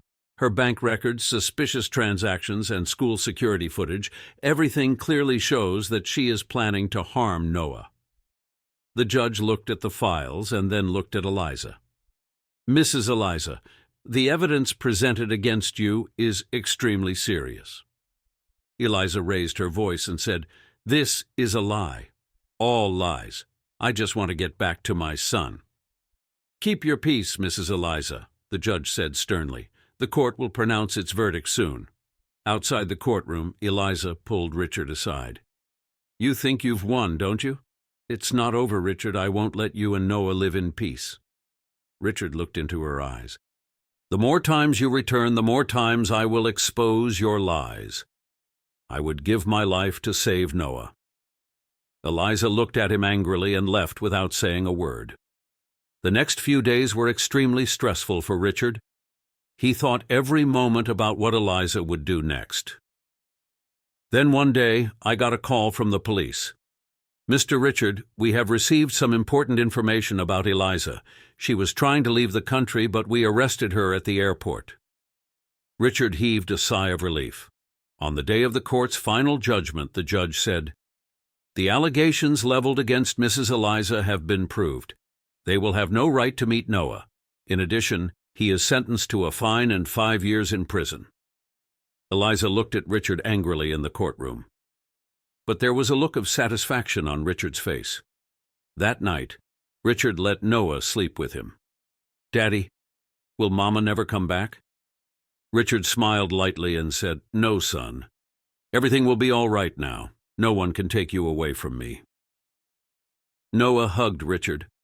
For the first time that night, Richard slept soundly. He knew that the battle had been won. Richard spent the next few weeks trying to slowly return his life to normal. The court's decision came in her favor, and Eliza was now in prison. But his poisonous words and wounds were still deeply ingrained in Richard's mind. He would have held himself up at the sight of Noah's innocent face, but there was still an emptiness within him. Things weren't easy for Noah either. At school, the children used to whisper about the dispute between her parents. Although Richard tried to keep him safe and happy in every possible way, Noah's face would sometimes cast a shadow of sadness. One day, Richard was sitting in his office working when Lauren called. "Richard, I need to see you now." "What happened?" "I can't tell you on the phone. I'm coming to the office." A few minutes later, Lauren arrived at the office. The lines of concern were clearly visible on his face. "Richard, I've found something you need to know. We have found an old bank account of Eliza, and a major transaction has recently taken place in it." "But he is in jail. Then how can this transaction happen?" The same question came to my mind. The transaction has been done through someone close to him, and the name that's attached is Tyler Williams. Richard's heart skipped a beat. "Tyler? He's the guy who... He may be Noah's real father." "Yes," Lauren said seriously. "Tyler has recently returned to town, and it looks like he's trying to meet Noah." Richard's fist clenched. How can this man even dare to meet my son? For the next few days, Richard and Lauren monitored Tyler's every move. Tyler was a vicious man, a cunning intruder who was willing to get his own meaning out at any cost. One evening when Noah was returning from school, Richard saw Tyler standing outside the school. He was looking at Noah and giving a slight smile. Richard quickly got out of the car and stood in front of Tyler. "What are you doing here?" Richard's voice was full of anger. "Relax, Richard. I'm just here to see my son." "He's not your son." "But the DNA report says something else, doesn't it?" Tyler's smile was cold and disgusting. Richard took a deep breath and put Noah in his car. "How dare you come to Noah? If I see you here again, I'll drag you to court and rub your face." Tyler raised his hands, as if he were offering peace. "All right, Richard, but remember, no one can erase the relationship of blood. I will be back." That night, Richard was sitting in his office with Noah to sleep. Lauren was sitting in front of him. "We've got to do something, Richard. Tyler won't give up the pursuit easily. He can make Noah a pawn. I won't let this happen. Noah is my son. I can't hand it over to anyone else." Lauren nodded. "We have to take legal steps, but for this, we have to prove that Tyler is a threat to Noah." Determination flashed in Richard's eyes. "I'll go to any length, but I'll keep Noah safe." Over the next few weeks, Lauren and Richard decided to delve deep into Tyler's past. They learned that Tyler's criminal record was already full: drug dealing, fraud, and several petty crimes. Richard devised a strict security plan. Security guards were stationed outside Noah's school. Surveillance cameras were installed around the house. But Tyler wasn't one to give up easily. One night, as Richard was asleep, the security alarm in his house started ringing loudly. Richard immediately got out of bed and ran out with the gun. "Noah! Where's Noah?" Noah was safe in his room, but the window glass was broken. Upon looking at the security camera footage, they saw that Tyler was trying to get in by climbing the wall, but he ran away as soon as the alarm went off. Richard called the police and filed a report. The next day, an emergency hearing was held in court. Lauren presented evidence against Tyler, his record of crimes, footage of his attempt to break into the house, and his sinister intentions toward Noah. The judge gave his verdict. Mr. Tyler Williams shall have no right to meet or contact Noah. If he tries to do so, he will be arrested immediately. Richard heaved a sigh of relief. Tyler was now a threat in the eyes of the law, and he was ordered to leave town. That night, Richard slept with Noah embraced. "Dad, no one is going to hurt us now, will they?" Richard patted him lightly. "No, no one is going to hurt us. I will always protect you." Noah smiled and closed his eyes. Richard looked out of the window. The stars were shining in the distant sky. He knew that he had won this battle. Richard's life slowly began to stabilize. The court's decision came in his favor, and Tyler was ordered to leave town. Noah was now safe, but Richard's mind was still not at peace. The emptiness, the bitterness of the betrayal, and the memory of Eliza's lies still lingered in his mind. One evening, Richard and Noah were taking a walk in the park. Noah was slowly smiling again, but Richard's attention was still elsewhere. "Dad, why are you sad?" asked Noah suddenly. Richard looked at her and gave a slight smile. "No, son, I'm a little tired." "You have to be happy, Dad. We are both safe now." There was so much innocence in Noah's words that Richard's heart was full. He hugged Noah and said, "Yes, son, you are right. I will try." Over the next few weeks, Richard tried to rebuild his life. He began to focus on work and spend more and more time with Noah. But one day he got a call from an unknown number. "Richard Henson?" "Yes, I am speaking. Who are you?" "I think we should meet. I have some information about Eliza." Richard's heart began to beat fast. "Who are you, and what do you know about Eliza?" "My name is Sam. I was formerly Eliza's lawyer. But now I have something you should know. Meet you tomorrow at 10 a.m. at the Blue Cafe." The next day, Richard arrived at the cafe on time. There was a middle-aged man sitting there who introduced himself as Sam. "Richard, I know you have suffered a lot already, but this information is important to you." "What information?" Sam pulled out a file and passed it to Richard. "These are Eliza's bank accounts and transaction records. Some things were hidden during the court case." Richard opened the file and turned its pages. "What is it?" "Eliza didn't file a court case against you just for money. He had another plan." "What plan?" "His intention was to completely ruin you. She had a few partners, of which Tyler was one. But Tyler was only a pawn. The real mastermind was someone else, Jason Harper." "Jason Harper? Who is this?" "He is a businessman who is also involved in black business. He used Eliza to take possession of your property and money." Richard's head began to spin. "So what? Did Eliza and Jason have a relationship?" "Yes, and they were both playing the game with you. Eliza conspired to break you financially and mentally by embroiling you in a court case. But Eliza is in jail. Even from inside the prison, he is in touch with Jason. And I think they both still have something planned against you." Richard's fist clenched. "I'm going to ruin them this time." Richard told Lauren the whole matter. "Richard, we have to be very careful this time. Jason Harper is no ordinary guy. He is very powerful and has the resources. It doesn't matter to me. I can't jeopardize Noah's safety. I'm going to finish this game." Lauren took a deep breath. "All right. First, we have to find Jason's weakness." Lauren and Richard begin their own investigation. They began to scour records of Jason's business, his contacts, and his dark deeds. A few days later, Lauren received an important clue. "Richard Jason has a secret warehouse where he does illegal work. If we get there, we'll get all the evidence." "Okay. We're going to go there tonight." In the darkness of the night, Richard and Lauren arrived at the warehouse. On going inside, they found several files and records there. "Look at this. All these documents are about Eliza and Jason's transactions.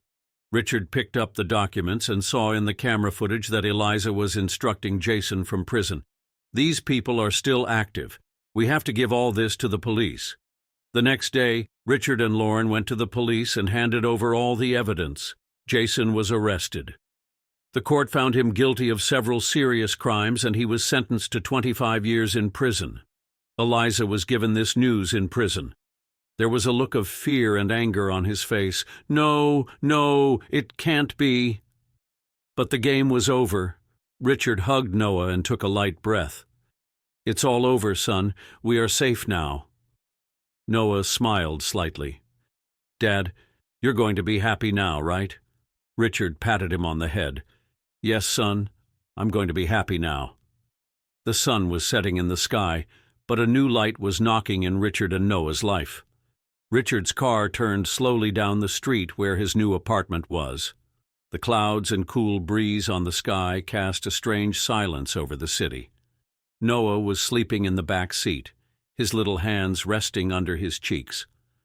Richard looked at his son in the rearview mirror, and a wave of pain rose in his heart. He knew that Noah was not his biological son, but he never saw him in this way. For him, Noah was the one who showed a ray of hope in his broken life. Arriving at the door of the apartment, Richard picked up Noah in his arms and carried him inside. The apartment was empty, only a few furniture, an old sofa, and a few boxes in the corners. Richard put Noah to bed and kissed him on the forehead.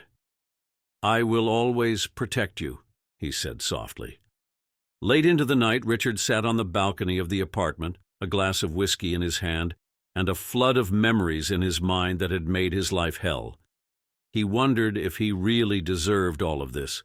Eli's infidelity, false accusations in court, and then facing the bitter truth that Noah was not his son.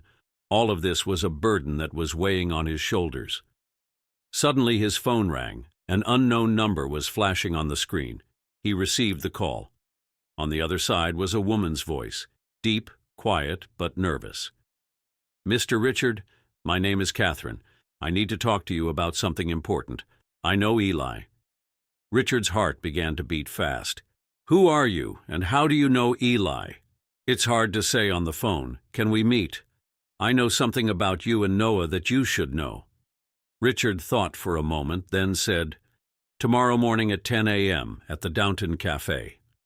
As soon as he hung up the phone, thousands of questions arose in his mind. What more secrets could there have been hidden about Eli? Was this Catherine part of another game? But he had nothing to lose now. The next morning, Richard got Noah ready for school and put him on the bus. Then he went straight to the Downton Cafe. In one corner of the cafe sat a woman, about 35 years old, with curly hair and a look of uneasiness in her eyes. Are you Catherine? Richard asked directly. Yes, he said softly. Sit down. Catherine began her story slowly. I'm a part of Eli's past. We were friends from college. But then she came into contact with a man who changed her life. That man was none other than Noah's real father. Richard's breath stopped. Who was that man? A drug dealer. His name was Max. Eli and Max's relationship had gone down a dark path, but when Eli became pregnant, she decided to leave Max. He needed a safe support, and that support was you. Richard's face hardened. So Eli married me just for safety? Just for a cover story? Catherine nodded. Yes, but when you did a DNA test and the truth came out, Eli thought everything was over. He made false accusations against you in court so that you could never take Noah away. Richard's heart was on the verge of breaking. He bowed his head and hid his face in his palms. But Richard, said Catherine, Eli's game is over. Max is back. He knows that Noah is his son, and he will do anything to take him with him. Richard raised his head sharply. Is Noah in danger? Yes, said Catherine. You have to keep Noah safe. Max is dangerous, and Eli. She can stand with Max in this game. There was a new sparkle in Richard's eyes. He wasn't going to break down now. He will no longer allow anyone to harm his son, even if he is not his biological son. Thank you, Catherine. Now I know what I have to do. Richard hurried out of the cafe. There was a new faith in his footsteps. He knew he had another battle ahead of him, perhaps the hardest battle ever. But this time, he wasn't alone. The clouds in the sky were slowly dispersing. Somewhere in the distance, the first rays of the sun were beginning to shine. A new sun of hope was rising in Richard's heart. A promise, a resolution, that he would protect Noah at any cost. The sun was setting in the sky, but a new light was knocking in Richard and Noah's life. Richard's car was speeding on the deserted road. His hands were clasped tightly on the steering wheel, and his eyes were fixed on the straight road. Noah sat quietly in the back seat, his little hands holding his bag tight. The last few events had created an awkward silence between the two. Richard's mind was entangled in the words he had read in Eli's diary, a new wound on every page, every word another deception. "Dad, where are we going?" Noah finally broke the silence. Richard looked into Noah's innocent eyes in the rearview mirror. "Somewhere safe, son, where no one can touch you." Noah nodded lightly and looked back out of the window. Richard knew that this fight was not just against Eli or his false promises, but it was a father's fight for his son's safety, for his innocence. After a few hours of travel, Richard stopped the car outside a small motel. The signboard of the motel was flashing in the dim light. The two went in and Richard booked a room. The room was simple, but it seemed safe. The night was deepening. Noah fell asleep early, but sleep in Richard's eyes was not far away. He stood by the window and stared at the darkness outside. That's when his phone started vibrating. Catherine's name was flashing on the screen. "Richard, are you all right?" Catherine's voice was full of concern. "Noah is with me. We are safe, for the time being, but it's not all over. You have to come here, Richard. I have some documents that you should know. There's more to it than what Eli has told you." "What?" Richard's breath caught up. "Just come here quickly. This fight is not going to be easy." The phone got disconnected. Richard took a deep breath and turned to the room. Noah was fast asleep. Richard stroked her forehead lightly and sat down in a chair. The next morning, the sunlight entered the room through the window. Richard picked up Noah, and the two quickly had breakfast. "Son, we need to meet a friend. She can help us." "Will she take us back home?" asked Noah innocently. A slight smile appeared on Richard's face. "No, son, she will give us a new house." Richard and Noah headed to the address given by Catherine. Along the way, Richard's mind was bogged down by unresolved questions. Does Eli regret what he did? Was this game just for the money? And if the game is so big, who else is involved? When he arrived at Catherine's house, she was already waiting for him at the door. Fatigue and anxiety were clearly visible in his eyes. "Come on in, Richard. We don't have much time." Richard and Noah went in. Catherine asked him to sit down and placed a large bundle of files in front of him. "What is it?" asked Richard. "Eli's bank records, transaction details, and—" Catherine paused and sighed. "Information about the man with whom he betrayed you." Richard's heart began to beat loudly. "His name is Max. He's no ordinary guy, Richard. He's a professional swindler. Eli is just a pawn. They have lured you into a well-planned trap." Richard began to flip through the papers quickly. Every page was revealing a new truth. Is he—" Richard asked in a trembling voice. "Yes, Richard. Noah is Max's son." There was an awkward silence in the room. Noah was sitting in the corner playing with a toy, with no idea that his father's heart was broken once again. "You have to act quickly, Richard.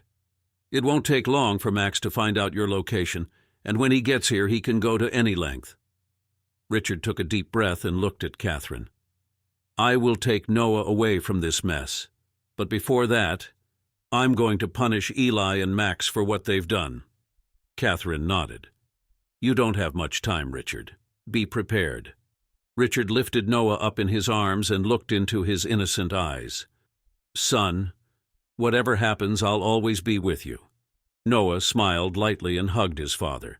The sun was beginning to set again, But this time Richard had a clear goal in mind. Now it's time to finish the game.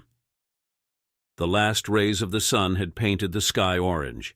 Richard put Noah safely in his car and started the engine. The files and evidence given by Catherine were kept next to her seat. The car lights on the road were piercing the darkness, but the darkness of questions was deepening in Richard's mind. Eli and Max. How deep is this game? Was Eli really a part of this conspiracy, or is she the mastermind of this game herself? Richard's car stopped near an old warehouse. This was the place Catherine had mentioned, an old desolate warehouse from where Max ran his illegal operation. "Noah, son, stay here in the car. I'll be back soon." "Dad, you won't leave me, will you?" Noah's eyes were full of fear. "No, son, I'll never leave you." Richard took Noah's hand and reassured him and closed the car door. As Richard reached inside the warehouse, faint voices echoed in the darkness. Broken wood, rusty iron pieces all around, and a faint foul smell. Suddenly, a voice rang out. "You have finally arrived, Richard." Max was standing in front. He had a tall stature, a muscular body, and a ferocious sparkle in his eyes. Behind him, in a corner, stood Eli, a strange mixture of fear and remorse on her face. "So this was all your game, Max?" Richard's voice was bitter. "What's the game?" "Oh, Richard, it wasn't just a game. It was a prey, and you proved to be our easiest prey. Your wife, your son, and your faith. Everything was used like a game of chess." Eli tried to speak. "Richard, I was helpless." "Shut up," said Max, pointing to Eli. "You don't have to talk. We got what we wanted. Your bank account is empty, your property is in our name, and your son's, it's mine." Richard's eyes lit up with fire. "Noah is not your son. He is my son, and I will not leave it in the hands of a beast like you." Max burst out laughing. "Do you think you can save him from me? Eli, tell him everything." Eli closed his eyes, trembling, and said, "Richard, Noah, he's not your son. DNA reports don't lie." Richard's heart broke once again. "But," Eli's voice trembled, "I apologize for what I did. Max blackmailed me. He forced me to betray you. I didn't want to lose you." Richard took a deep breath. "I'm sorry, Eli, but it's too late now." Max pulled out a pistol and pointed it at Richard. "Now it's time to end. I will bury you and your false father-son relationship here." Suddenly the scream of the tires of a car was heard from outside. "Police!" cried Eli. Catherine kept her promise. Police cars had surrounded the warehouse. Max quickly grabbed Eli and put his gun to his temple. "If I go, I'll take it with me." Richard slowly raised his hands. "Max, it's all over. You can't run away anymore." The police were warning from the loudspeaker, "Max, put down your arms and come out." There was madness in Max's eyes. He pushed Eli and ran to the window, but Richard had already run towards him. There was a clash between the two. The gun splintered and fell away. Richard knocked Max to the ground with full force and knocked him unconscious. The police entered and took Max away in handcuffs. Eli sat on the floor crying. Richard went to him. "It's all over now, Eli, but what happened can never be undone." Outside, Noah was standing near the police car. Richard walked up to her and hugged her tightly. "It's all right, son. We are safe now." "Dad, can we go home?" asked Noah innocently. Richard looked him in the eye and said lightly, "Yes, son, now we will make a new beginning." The sun was rising again. Richard and Noah got in the car and left that dark warehouse behind and headed towards a new beginning. The story wasn't over, but it was a new beginning. A beginning where faith, love, and truth had won.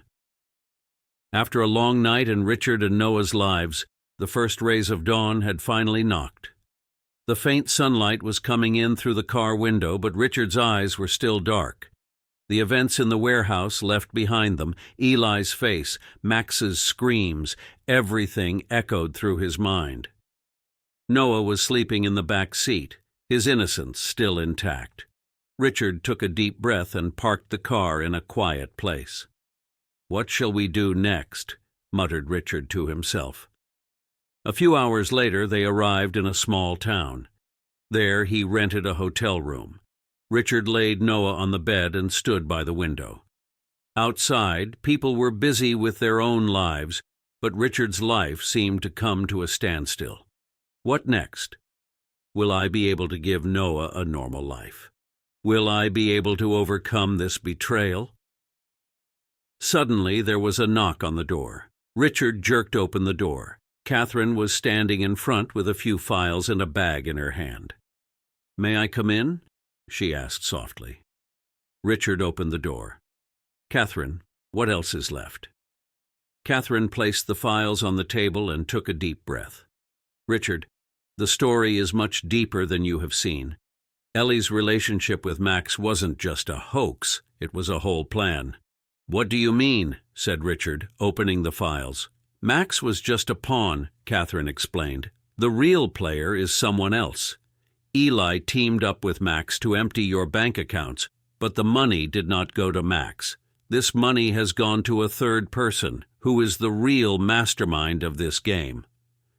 Richard's face turned white. "Did Eli know she was working for someone else?" "Yes," said Catherine coldly. "And the biggest blow is that Eli didn't just deceive you, but he also made Noah a part of the trap that lured you." "Noah?" Richard's voice broke down. "Richard, Noah just isn't a symbol of you and Ellie's relationship. It is an insurance policy for those who wanted to eliminate you and your property completely." Richard tossed the files aside and grabbed his head with both hands. "What shall I do now, Catherine? How do I save Noah? How do I handle myself?" Catherine put her hand on Richard's shoulder. "You've got to fight, Richard. You have to finish this game." Then Noah woke up from sleep. "Dad, can we go back home?" Richard pulled Noah into his arms and said in a light voice, "Yes, son, we will go back home. But first we have to finish an unfinished game." Catherine said, "Richard, I'm with you. I will pass you on to the people who are behind it." Richard felt a new sparkle in his eyes. He was no longer a broken man. He was a father who would go to any extent to keep his son safe. The next day, the three of them left town. Their destination was unknown, but their goal was clear: to reach out to those who had turned their lives into a toxic game. Richard's car was racing along a long highway. Noah was sleeping innocently in the back seat, and Catherine was sifting through the evidence on the laptop that would lead her to the mastermind of this trap. There was no confusion in Richard's eyes anymore. He knew it wasn't going to be an easy fight, but the battle was for his son, his honor, and his life. The road was moving forward, and the greatest war of Richard's life was about to begin. Richard, Noah, and Catherine arrive in a secluded area. There were dark clouds on the sky. There was a light drizzle. In front of them stood an old building which had been torn apart by the ravages of time. Richard stopped the car and looked at Catherine with a deep breath. "Are you absolutely sure this is the place?" Richard's voice was both tired and firm. Catherine pointed to the laptop screen. "This is the location of the last transaction. Eli and Max were both here. Whoever is behind this game is hiding here." Richard looked up at Noah, who was sleeping innocently in the back seat. He took off his jacket and covered Noah. "Catherine, put Noah in the car and lock him up. No one can come in. I'm going in." Catherine wanted to protest, but there was something in Richard's eyes that stopped her. "Be careful, Richard." Richard stepped inside the building. It was dark inside, only a faint light coming from broken glass in some places. There was silence all around. "Richard," a familiar voice echoed. Richard looked back. Eli was sitting in a chair, her hands tied. His face was tired, but there was still the same cunning in his eyes. "How did you get here?" "You think you got the game, Richard?" came a heavy voice. A man came out of the darkness. He was dressed in a well-groomed suit, a cold twinkle in his eyes. "Who are you?" asked Richard angrily. I don't need names, Richard. I'm just a planner. Eli was just a pawn. What happened to you was just to break you. But you didn't turn out to be one of those who broke so easily. Richard's fists clenched. You have ruined my family. My son, Noah, was caught in a trap. The man smiled. Noah? Yes, he's not your son, but did that diminish your love? Richard fell silent. You just have to face a truth, Richard. All of this is the result of your wife's greed and your weakness. Richard took a deep breath and pulled a recorder out of his pocket. That's all I recorded. Your game is over. The police will arrest you as soon as they see this evidence. The man laughed. Do you think I'm that stupid? Just then, police sirens began to echo outside the building. Catherine had finally sent the location to the police. Richard immediately went to Eli and untied his ropes. Come on, Eli. Go out. Eli cried and said, Richard, I'm sorry. I didn't know it would all go so far. Richard looked at her. This is not the time for forgiveness. Let's get out of here. As soon as they got out, the police surrounded the man. It's not over, Richard, shouted the man. But Richard didn't look back. The next few weeks were spent in court circles and testimony. The police dismantled the man and his network based on the evidence Richard had. Eli was punished for his crimes, but he confessed his guilt toward Noah. Noah gets Richard's custody. A few months later, Richard and Noah were sitting in a park. Noah held Richard's hand. Dad, is everything okay? Richard smiled and said, Yes, son, it's all right now. Noah smiled slightly. Can we go home? Yes, son, we're going home. Richard lifted Noah up in his arms and looked away at the horizon. After the pain and betrayal that had passed, this was their new chapter. Now no lies, no deception, no pain could break their relationship. The sun was promising a new dawn as it went down. Richard and Noah, two broken hearts who cherished each other again.